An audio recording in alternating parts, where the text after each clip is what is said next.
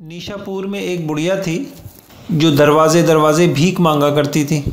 जब उसका इंतकाल हुआ तो किसी ने उसको ख्वाब में देखा। ख्वाब में पूछा कि आपका क्या हाल हुआ, मरने के बाद क्या बना, क्या वाक़यात पेश आए। बुढ़िया ने कहा जब मैं मर गई तो यहाँ आने के बाद मुझसे सवाल हुआ और मुझसे पूछा गया कि बुढ़िया क्या लेके आई है। तो मैंने एक आँख खींची और मैंने ये कहा सारी उम्र तो मुझको इसी दरवाजे का हवाला देकर लोग कहा करते थे कि बड़ी भी आगे जा खुदा देगा, बड़ी भी आगे जा खुदा देगा। और आज यहाँ पहुँची हूँ तो मुझसे ये पूछा जा रहा है क्या लाई है, मैं तो यहाँ लेने आई हूँ। इस जवाब पर इरशाद हुआ कि बुढ़िया तू सच कहती है, और उसको छोड़ दिया गया, माफ़ कर दिया गया। ये था एक बुढ़िया का अल्लाह ताला की ज़ात के साथ हुस्न ज़न और एक अच्छा गुमान।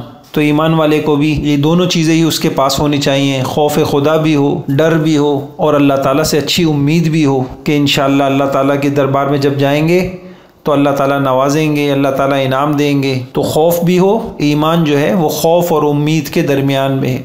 इंसान को अल्लाह ताला से नाउम्मीद भी नहीं होना चाहिए और बेखौफ और निडर भी नहीं होना चाहिए। निडर हो जाना और बेखौफ हो जाना कि इंसान बुरी से बुरी ज़िंदगी गुजारे, अल्लाह की नाफरमानी करे और उसको कोई खौफ ही ना हो, बुरे अंजाम का खौफ ना हो, ये भी सही नहीं। बुरे अंजाम का खौफ भी हो और साथ साथ अल्लाह ताला से हुस्न ज़न भी हो, अल्लाह ताला से उम्मीद भी हो। यही ईमान है, यही ईमान का तकाज़ा है।